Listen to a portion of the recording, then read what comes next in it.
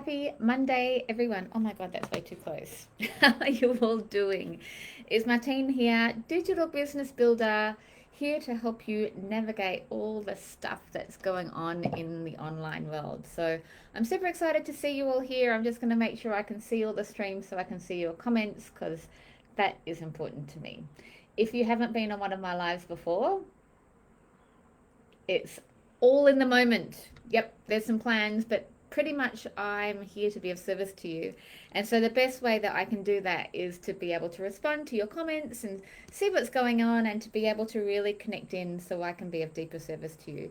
That is my mission and my intention, always, always, always. So I'm just going to make sure that this is streaming. I hope it is. Hello, good morning, beautiful Erin. I'm so looking forward to catching up with you today. And this is a great opener for our workshop later on this afternoon. So I'm so excited that we get to do this. All right. So there's this thing going on. In fact, I noticed it in one of my bootcamp conversations. So we ran a digital business bootcamp in October, and the beautiful humans that were part of that group were asking a little bit about conversions. And it's been so top of mind for me at the moment to talk about your conversion tool, because what's happening is that we know that the world is noisy, and we know that we need to be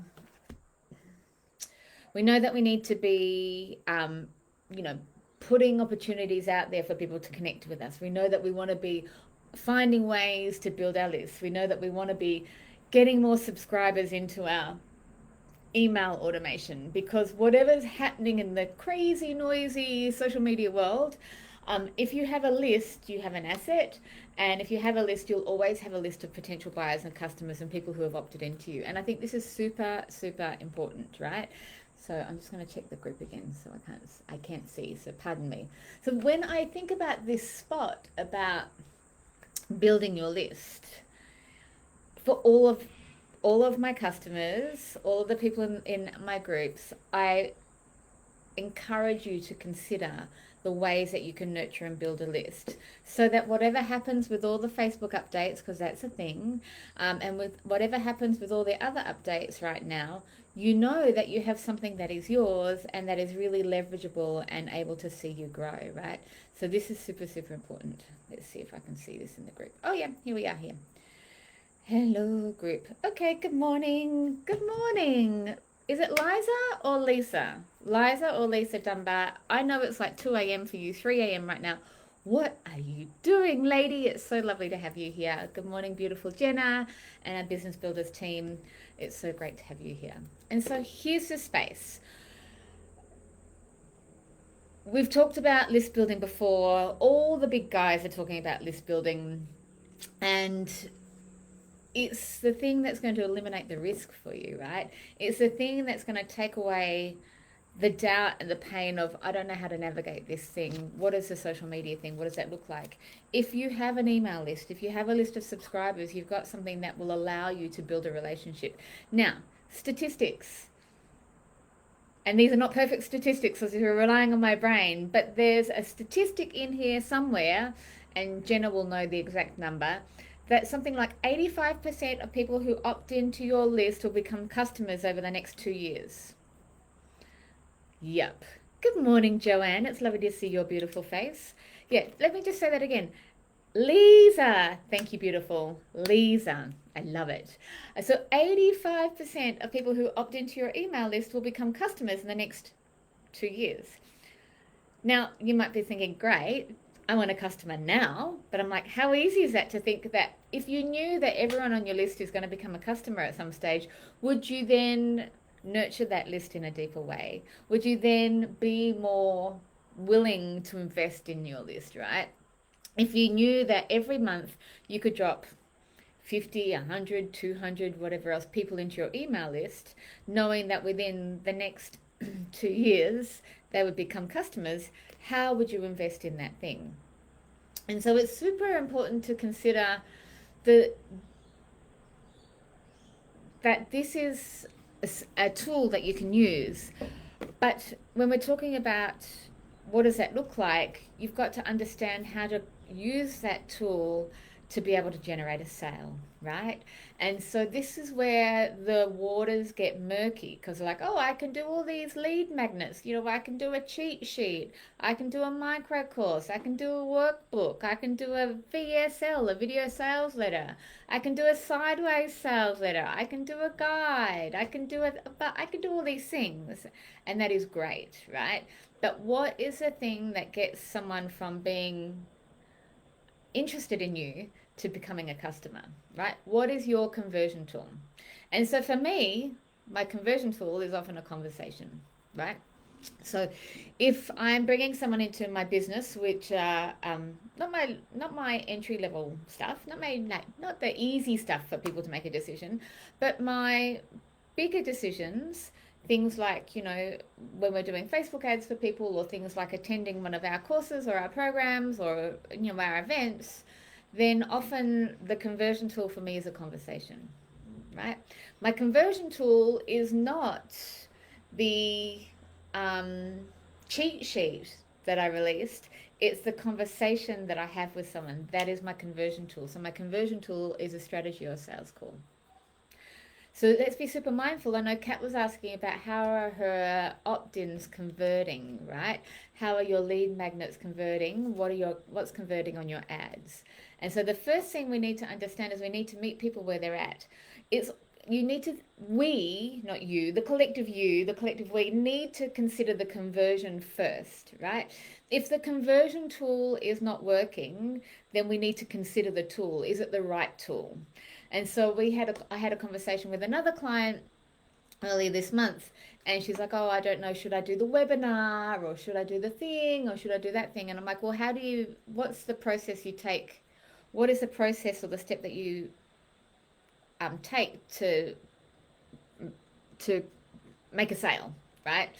And she's like, oh, I have a conversation with them. I'm like, right, that's your conversion tool. So all the other things should lead to the conversation, because the conversation is a conversion tool, right? So if you've got a lead magnet and you've got people coming into your email list, that is great. But is the intention to build your email list, or is the intention to make the sale? And what is the thing that's consistently making the sale for you right now? So let's talk about that. I think that all of your lead magnets should be the first step into making the sale. So when we talk about sugar cubes, and I hate the expression lead magnets, like I hate the expression funnels, but here we are. Let it go. Tap and forgive, my team. Tap, tap, tap. Do a Denise Duffield Thomas. I'm just tapping and forgiving, even though I don't love the expression lead magnets, even though I don't love the expression sales funnels. Here we are, and I'm using them, and that's okay, right? But we want to understand all the things that we're doing is about bringing people to our conversion tool, right? So where are they in the space of things? Are they ready? Are they aware? Are they thinking about their problem, or are they further along and they're thinking about their solution? What is the thing that they're looking for?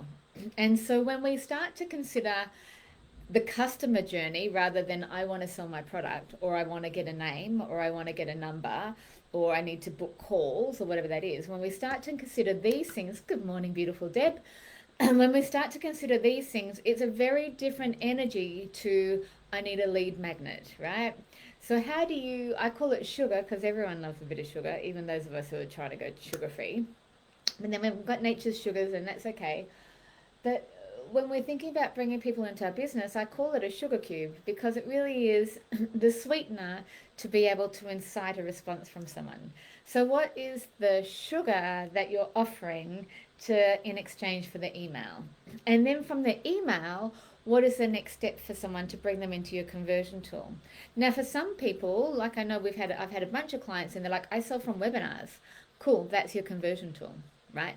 Now, are you selling directly from the webinar into a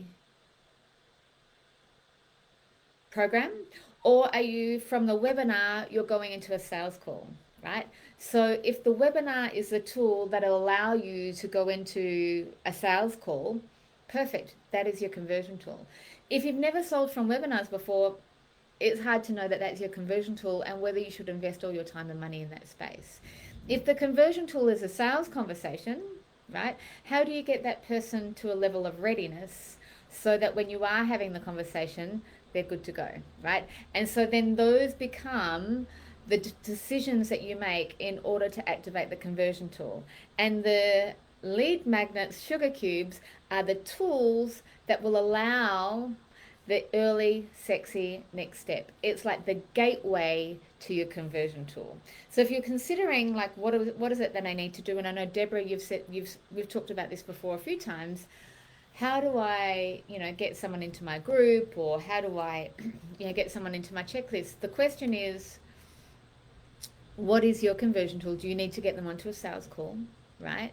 And if it is a sales call, then start to reverse engineer it. What's the step before that? Oh, well, they're going to see me present a webinar, or they're going to see me present an event, or they're going to be part of my group. So then your group becomes part of the process. And so, okay, so what is the solution that you're offering for them to come into the group? Well, I need to have tools on how to create cultural change.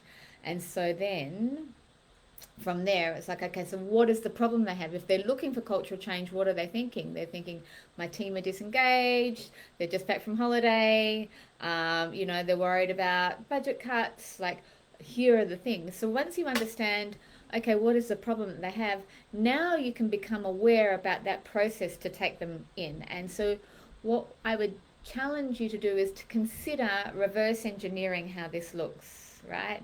And then you'll understand the right conversion tool. So you want to select your source. You want to be able to understand, well, am I attracting people through referrals or partnerships? Am I doing, am I running some challenges or some events? Am I doing some free stuff, or am I doing paid things? And my suggestion would be run the free stuff first before you put money behind it, right? Because the paid campaigns only amplify more of what you're already doing. I know, right? So, Jenna says roundabout, yes. Oh, that's my numbers, yeah. Cool. Thanks, Jenna.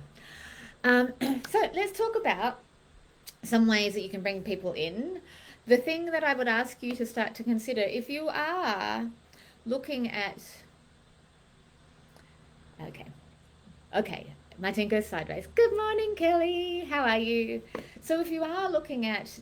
And I'm talking exactly the stuff that we're talking about this morning, Kelly, around conversion tools, lead magnets, and what is the pathway. So go back and have a look, because I have a listen to this first part, because I was talking about reverse engineering from your conversion tool and what are the steps before that.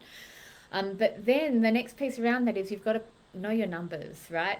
If your intention is to grow your business, this is not I've got my crystal, I love my business, I'm calling in the angels, which I do, but there's the love and trust that I have with my crystals, and the gratitude and all the things that I do, and then there's the action that supports it, right? So there's this space of, I know my numbers, I know my target every month, I know the place that I want to play. You've got to know your numbers. I know the things that convert versus the things that do not convert.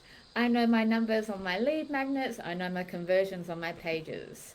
And so this is super, super important, right? You've got to know your numbers so you can play by the numbers. How many people are you adding to your pages, your lists, your group every week? Jenna will tell you every month.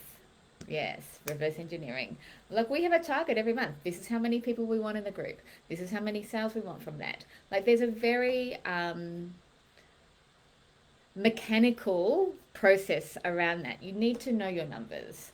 So when you're thinking about your conversion tool, how is your current tool converting? How many people are opting? Well, let's reverse engineer it. How many sales have you gotten from that place? And then if you take it one step back, so from the webinar, how many calls did you have booked? And then if you take it one place back, how many people opted into the webinar? And then you take it one place back, how many people responded to the call out? That was the solution to the webinar. And then one place back, how many people did your page or your post reach? And you start to understand what are the numbers. And so if you know, okay, well, I ran a webinar last week, right? Know your numbers, my team. I had 42 people register. We had 18 people turn up. What's that number? And then I booked 3 calls off the back of it, right? They're my numbers. I didn't have to, I know that. I didn't have to go and look it up. I haven't prepared for that. I just know my numbers. Webinars are great for me because I always have a high show ratio. So the average show ratio for a webinar is, I think, 25 to 30%. I had 41 registrations. I had like 18 people on the call, right? So I had like almost like an 18 or 9, sorry, like a 45% show ratio, thereabouts, right? So I'm like, okay, we had a good show ratio. It means that people are liking the things that we're talking about. When I got to the offer part, I still had 6 people on the call, right? So when I got to that that part of the 18, I still had 6 people. So I had a 30% like sales conversation. And from the sales conversation, then I had 3. So then I had another 6 people on the call. So then I had a 50% conversion to a call. And so far from that, we're looking at around 30% sales conversions. But I'm hopeful it'll be better, right? So that is they're my numbers. I know the numbers. I know this works, right? If I want more, I got to do more of that. And so for you, if you don't know your numbers, it's time to get really granular. What if you have a freebie or you have an offer or a lead magnet and you put it out into the world, how many people are landing on the page? If you have 100 people land on the page, how many people are actually like clicking the button, right? How many people are downloading or registering it or giving you their email? If you have 100 people on the page and you have 5 people give you their email, in digital marketing language, that's considered quite good. Now, I believe, and this comes from Martine and the magic that exists in my field, as opposed to any particular data. I believe that when you're speaking to the right people and you have the right message and the right energy, that will be higher, because I believe the world is abundant, and that your message, if it comes from that place of truth, trust, integrity, and authenticity, then people will connect with that when you are speaking to the right people. And so the key is to get clear on the messaging and to make sure that you're clear on how you can help them. So if your conversion tool is not converting, I'd go back a step. So for Kelly, right, you've got an ad going to your lead magnet, right? So, and the lead magnet may not be getting opt-ins. So I would look the step before to say, okay, well, how many page views have I got? And from page views, you can say, well, if I had 100 page views, but no one opted in, now you know the problem is not the traffic, the problem is the offer. And we can start to, again, reverse engineer what's the problem. Start to troubleshoot where that's at, right? So if you have, let's say you do a post, because not everyone has pages and offers and opt-ins and all the things. So let's say you have a post, then the post is about bringing people into your Facebook group, for example, say a Deb, and you say, okay, I've shared this post with a link to my Facebook group. How many people landed on the post versus how many people opted into your Facebook group? And that will tell you what your conversions look like. If you have a look at your Facebook Insights, you'll be able to see the clicks, and you'll be able to see, okay, average engagement on a Facebook post is between 1% and 3%. So when you look at your engagement rate in the Insight section of Facebook Insights, and you have a post that maybe had a reach of 100 people, right, and you had 10 people comment, that's going to be a 10% engagement rate. Now, if you had 2 people click through the page, then you had another 20% conversion rate. So have a little look at that and start to look at your numbers so that you understand where the bottlenecks are. I need to take a break. Hopefully this makes sense, right? So we can talk about all the things that you can offer people from a lead magnet perspective, right? We can talk about all the things that you can offer people, but I want you to consider, what is the intention? The world has enough stuff, right? Marketing without intention is just stuff. And far out. We don't need any more stuff. But what we do need is things that make a difference, stuff that matters, marketing that matters. We need to help our people. And it's not about us, right? So if we can flip the switch on, I guess this is my need, to come to the place of how am I of service to my people, and what is the thing that they're looking for? And if you don't know, it's time to ask them, right? If you don't know, this is a good one for you, Erin, this is a good one for you, Deb, too, and even Kelly, but your girls are a little bit quieter, right? But it's time to ask in your group, what is it? How can I be how can I be of greater service to you? What is the thing that you're looking for from me? Maybe interview them. Do some of those things that will allow you to connect in a deeper way, right? So I would start to offer and ask the questions that will allow you to meet your people where they're at. And there's lots of ways that you can do this, right? There's so many ways that you can connect in with people and use that as the sugar to be able to take them through that space from customer to lead magnet, or from inquiry into customer, right? And so when you understand what that is, life becomes simpler. So let's talk about that, because I promised you some ideas. The first thing is your lead magnet or your sugar cube or whatever you want to do, your conversion tool should not compare to anyone else but you, right? This is not about what Martine does. This is not about what Joanne does. This is not about what Jenna does. This is not about what Marie Forleo does, right? This is about what do you do and how do you serve your people. Their people may not be your people. So why would you try and market to your people the way they market to their people if they're not the same? Know your audience, like number one, and just be you. Understand what are the activities that are going to bring you the success. So if you know that building a list is going to be building a list of customers over 2 years, then what are you doing every day to nurture and build your list? How are you adding more people to your CRM so that you can nurture them? This is super important. And what are the things that you can do? My suggestion would be, if you are a coach, consultant, course creator, if you're an educator or offering a learning or development type of service, which is most of the people on the call. Lisa, I don't know you well enough yet, but I will. Then I would say, think about one of the problems that your customer has and answer that in your sugar cube. For, say, an Erin or even a Kelly, you've got a course or a program, then take one module of the program and showcase that as how that would be a sugar cube, right? So people get the experience of working with you. So you're not trying to create all this new stuff, right? You're like, okay, if you have Kelly, maybe you have like the 9-step system or whatever else, maybe take them through step 2 and give them an insight. Hey, I have a 9-step system, but I can't give you all 9 steps, but I can get you on the right path, and here's step 1 or here's step 2 or whatever that looks like. So there's a couple of ways you can do that. Yes, you can create a cheat sheet. This should be easy to digest. It should be simple. It should be a quick read with lots of information, right? Easy for people to understand, but relatable to the offer at the end. You could create a workbook.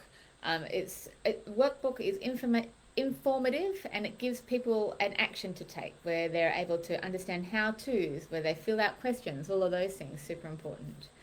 Generally a workbook has a higher perceived value because they're learning and implementing on the go, but it obviously has a higher investment of time. Generally, the longer it takes for someone to digest, right? So if you're doing, say, a 5-piece video series or whatever else, the longer it takes for someone to digest is the longer it's going to take for you to create it. But if someone does go through that process, the higher the conversion rate will be. The easier it is for you to create, right? The easier it is for someone to digest, the lower conversion rate. So it's worth understanding where your customers are at, right? If you have someone who's oblivious, right? If you have someone who's aware versus someone who's ready, the conversion tool for each one of those people will be different. For someone who's oblivious, I might give them my 4-step social scheduling PDF, right? Super simple. They don't know about me, they're oblivious to their problem, whatever else. Someone who is aware might be a potential Facebook ad client, right? And so I might give them the Facebook ads crash course. So it gives them an insight into how Facebook ads work, how I work with Facebook ads, and what they can expect from that. Now, the Facebook ad crash course is 5 modules, and it's probably going to take them 5 to 10 hours to digest and to implement. But at the end of that, there's a lot more trust that we've built over that time. And so the conversion rate will be higher, right? Same with my Content That Connects course, right? 10 modules, probably a good 15 hours worth of work in there, right? But at the end of that, the customer has invested in that time, so they're probably more likely to work with me in the future, right? And then the last thing is like, so that's people who are oblivious, aware, and then someone who is ready, right? Someone who is ready, someone who maybe has seen your work for a little while, who's connected with you for a little while, and then something will happen, or you'll have the right offer at the right time, and they're like, yes, I'm ready. And there's a level of readiness that has to come, but it cannot come without the other stages, which is what everyone in my social startup knows, right? We're talking about meeting people where they're at. It's really hard to offer a sugar cube that's designed for someone who's ready to someone who's not oblivious, right? And so understanding there are different conversion tools for different layers for where people are in their business or in their programs. Okay, so we can have a video series, we can have a mini course, we can have a free course, we can have a paid course, even whatever that looks like. We can have video training. I was speaking to Erin about, if anyone's been watching, I'm like watching launches all over the face. If anyone's been watching the Denise Duffield Thomas launch, she's amazing, and she has a process. This is not gin, this is water.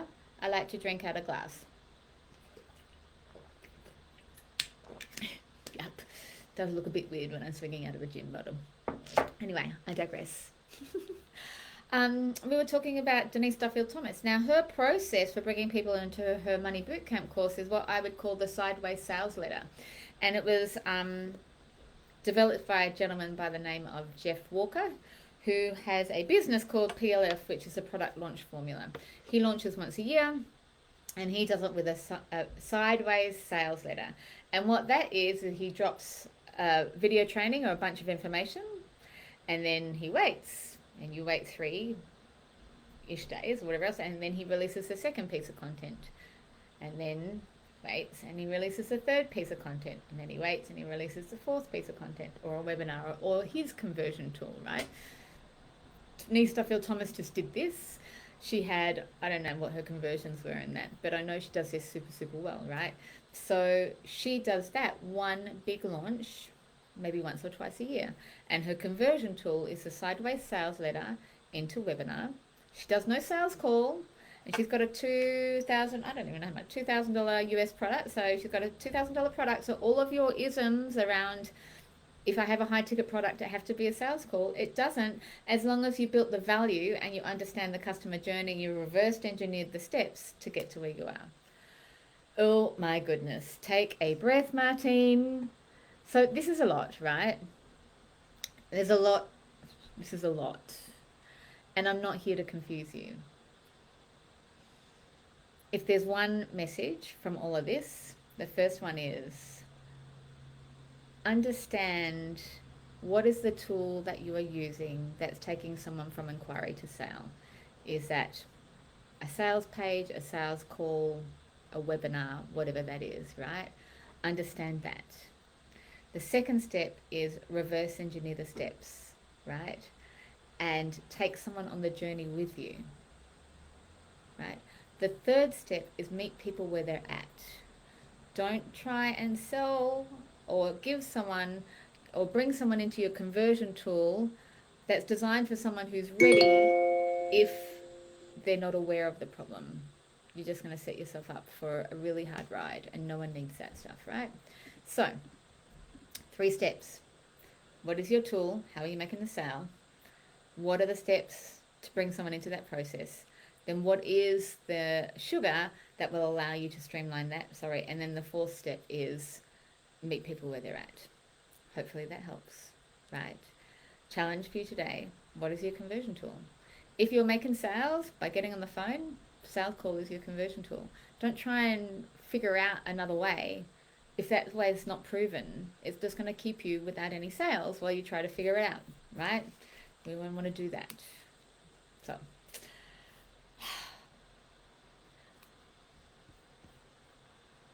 So fun, right? So darn fun. So I would love to know, what is your conversion tool, right?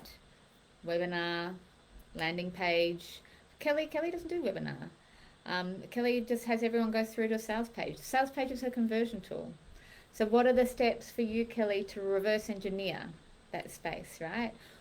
What are the steps to get someone to that page? Lisa, I'm so delighted to have you here. Please go to bed. We need you fresh. Go do your thing. Erin, I'm super excited to be working with you on this one this afternoon. If anyone needs any help with this space and you'd like to work with me more deeply, just ping me a message. Super happy to have a conversation, right? If that feels like it's something for you. Otherwise, have the most brilliant week ahead. Mamas, enjoy that school goes back. Everyone in Australia who is celebrating or having a day off tomorrow, enjoy that time with your family, doing the things that fill your tanks, whatever that might be. And I wish you all the most brilliant week ahead, and I can't wait to see you in the group and see what you've got going on.